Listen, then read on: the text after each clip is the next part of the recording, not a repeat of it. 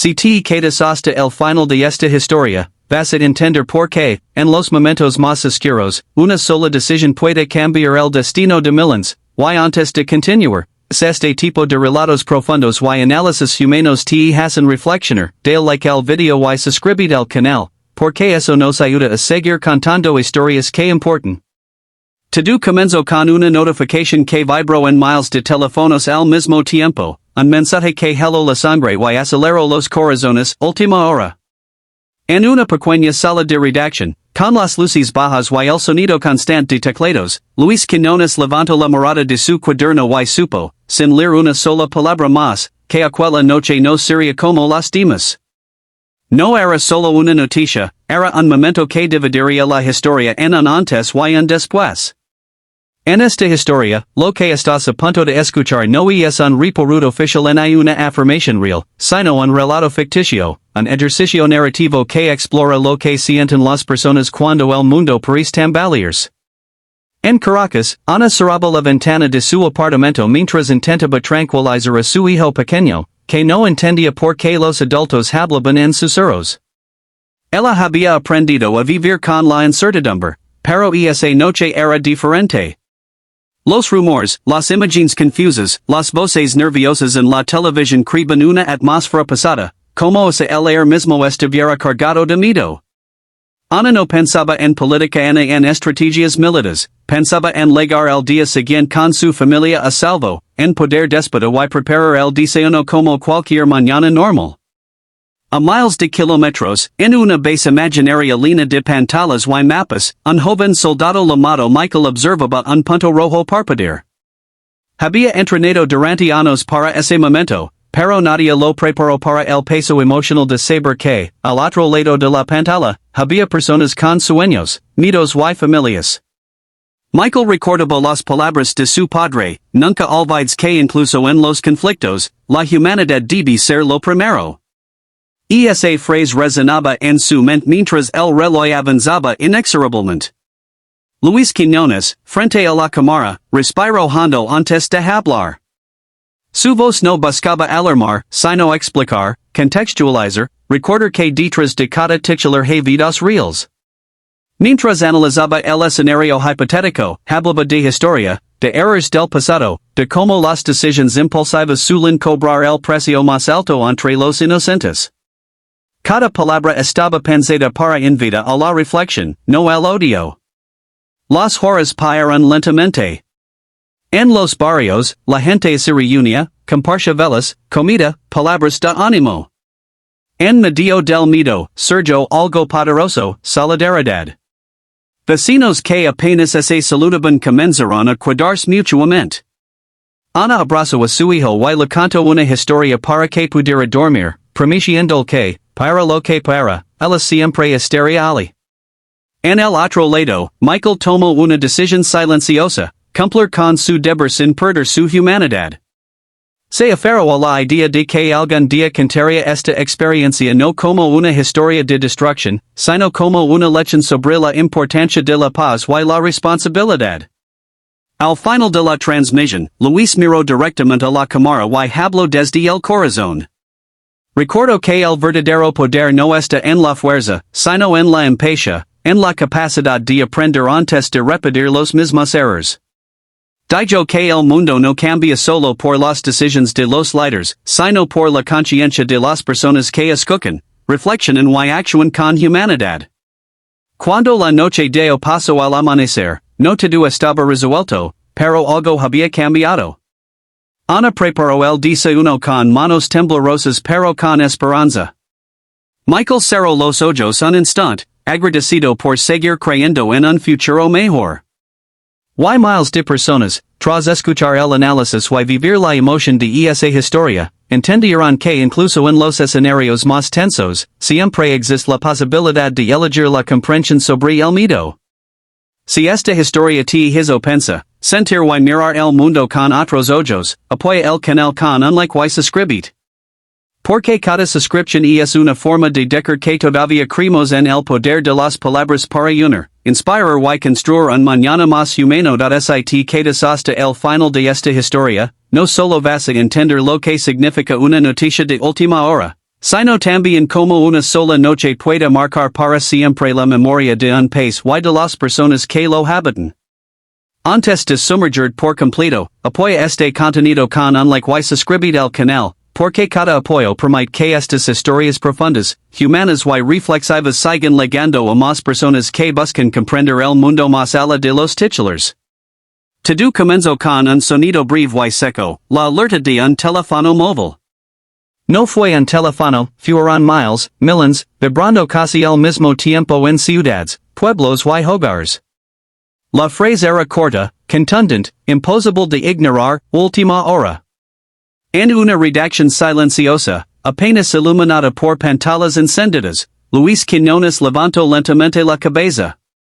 Había visto muchas noticias romper la calma del mundo, pero esa sensación en el pecho, esa presión difícil de explicar, le decía que esta era distinta. No porque fuera más ruidosa, sino porque traía consigo una carga emocional que iba más allá de los datos y los mapas. Esta historia es una obra de ficción narrativa, una exploración humana de lo que sucede cuando el miedo, la incertidumbre y la esperanza chocan en el mismo instante. En Caracas, la noche parecía más pesada que de costumbre. Ana estaba sentada en el borde de la cama de su hijo, escuchando el murmullo lejano de la ciudad. No eran explosiones ni sirenas claras, era algo más sutil y quizá más aterrador, el silencio interrumpido por voces nerviosas en radios y televisores. Su hijo, Daniel, la miraba con ojos grandes, intentando entender por qué su madre tardaba tanto en apagar la luz. Ana le sonrió, aunque por dentro sentía un nudo en la garganta. Ella había aprendido a resistir, a adaptarse, a sobrevivir, pero nadie se acostumbra a la idea de que el futuro inmediato sea incierto. Mientras acariciaba el cabello de su hijo, pensó en su propia infancia, en cómo el mundo parecía más simple entonces, y deseó con todas sus fuerzas poder regalarle a Daniel esa misma sensación de seguridad. Muy lejos de allí, en un lugar frío y lleno de tecnología, Michael observaba una pantalla que mostraba gráficos y símbolos que para otros eran solo información, pero para él representaban decisiones irreversibles. Tenía poco más de 25 años y había pasado gran parte de su vida entrenándose para obedecer órdenes, para reaccionar rápido, para no dudar. Sin embargo, esa noche, mientras sostenía una taza de café que se había enfriado, recordó a su madre despidiéndose de él en el aeropuerto, pidiendo que nunca olvidara quién era realmente. Michael no ve enemigos abstractos, ve rostros que no conoce, pero que sabía que existen, personas que probablemente estaban abrazando a sus familias en ese mismo instante. Luis Quiñones respiró profundo antes de encender la luz roja de la cámara. Sabía que miles de personas estaban esperando algo más que una confirmación o una negación. Esperaban contexto, humanidad, una voz que no gritara, sino que explicara. Comenzó hablando con calma, recordando que los conflictos no nacen de un día para otro y que detrás de cada movimiento hay décadas de decisiones, errores, intereses y silencios. Su tono no era de alarma, sino de reflexión. Mientras hablaba, pensaba en su propio padre, quien le había enseñado que el periodismo no solo informa, también acompaña. En los barrios, la noticia se esparció como un susurro que crecía. Vecinos salieron a los pasillos, a las escaleras, a las aceras. Algunos levaban velas, otros termos con café, otros simplemente su presencia. Dona Carmen, una mujer mayor que había vivido más de lo que quería recordar, se sentó en una silla de plástico frente a su casa y comenzó a rezar en voz baja. No rezaba por política ni por victorias, rezaba por tranquilidad, por mañanas normales, por niños que pudieran ir a la escuela sin miedo. En medio de la tensión, surgió algo inesperado, la gente empezó a cuidarse. A compartir lo poco que tenía, a ofrecer palabras de ánimo, a recordarse mutuamente que no estaban solos. Ana recibió un mensaje de su hermana, que vivía en otra ciudad. No decía mucho, solo están bien.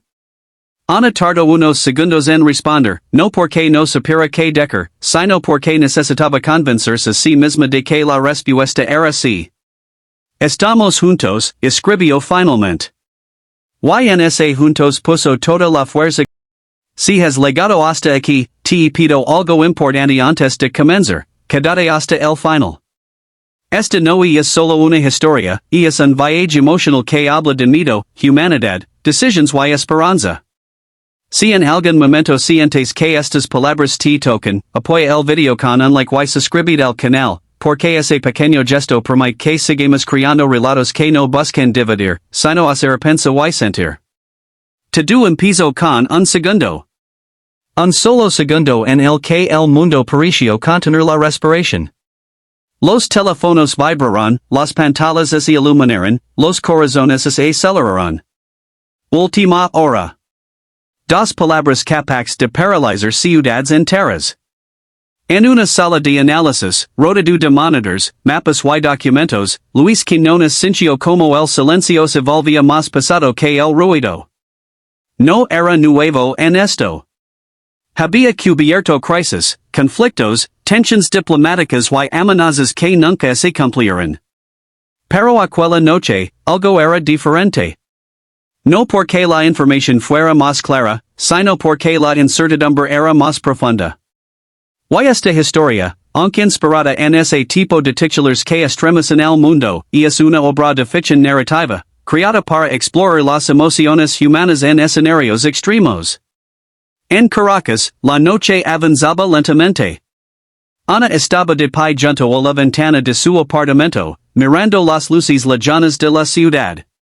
No sabía exactamente qué buscaba afuera, tal vez una señal de normalidad, algo que la dijera que todo seguiría igual.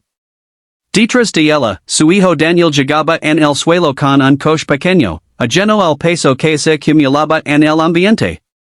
Ana pensó en decirle que fuera a dormir, pero no quería apagar esa pequeña burbuja de inocencia demasiado pronto. Había aprendido que, en tiempos difíciles, proteger la calma de los niños era una forma de resistencia. Ana había vivido suficiente como para saber que los rumores viajan más rápido que la verdad. El sonido lejano de un helicóptero, una publicación en redes sociales, una voz alterada en la televisión, todo se mezclaba hasta crear una sensación de amenaza constante. No pensaba en gobiernos ni en estrategias militares. Pensaba en agua, en comida, en rutas de escape que esperaba no tener que usar nunca.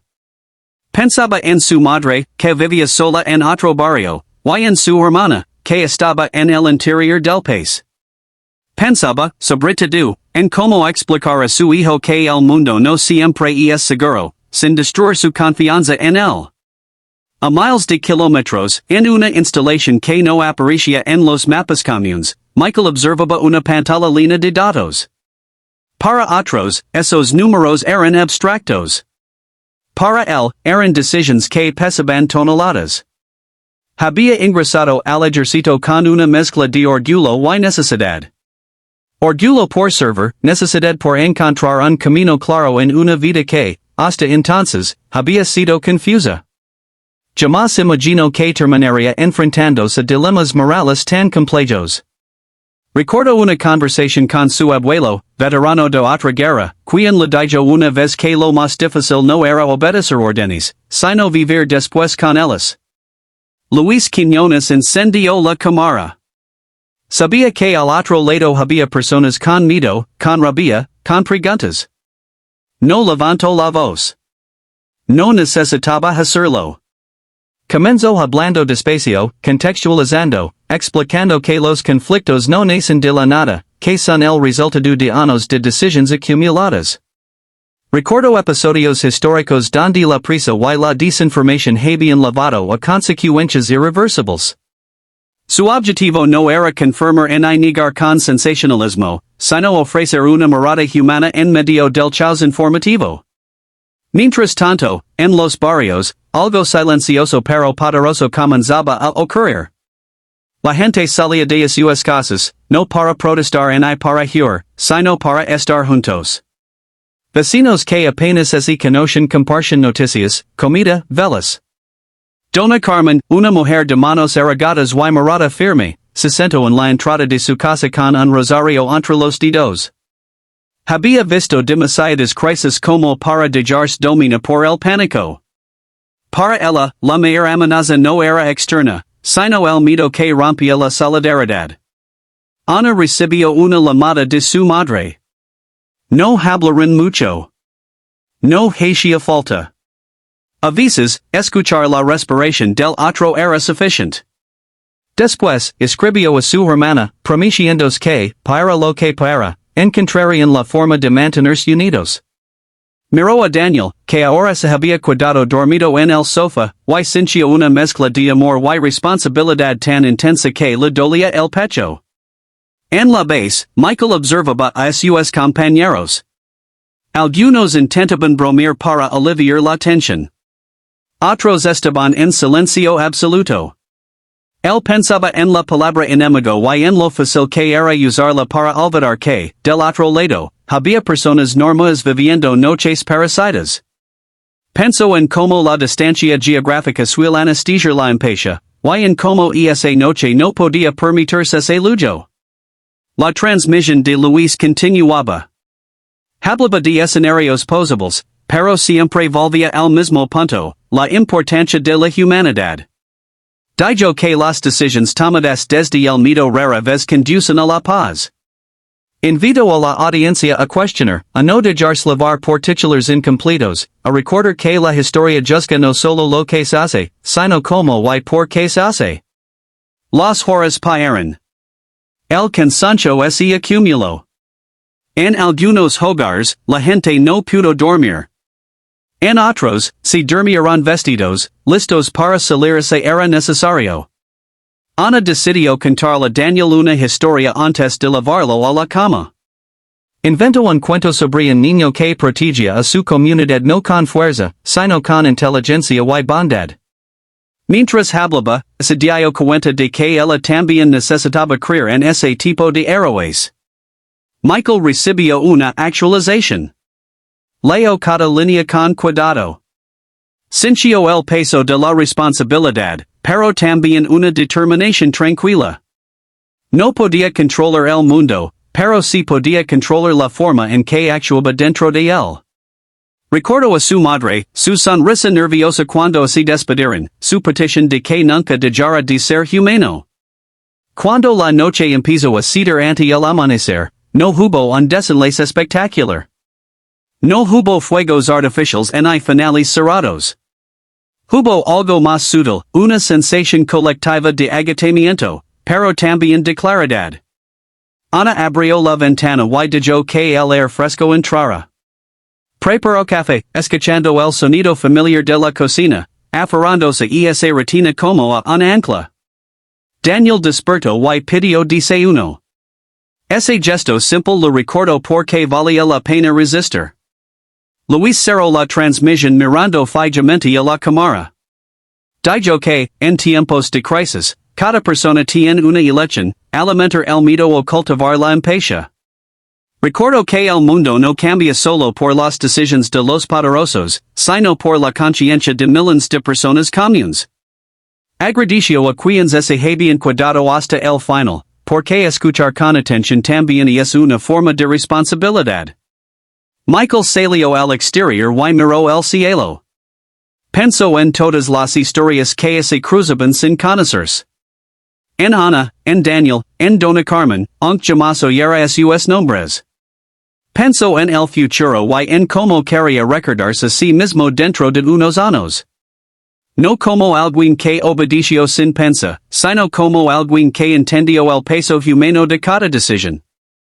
Esta historia no trata de confirmar hechos ni de señalar culpables. Trata de recordar que detrás de cada última hora hay miles de vidas normales intentando seguir adelante. Si has llegado hasta aquí, es porque crees que las historias largas, profundas y humanas todavía tienen valor.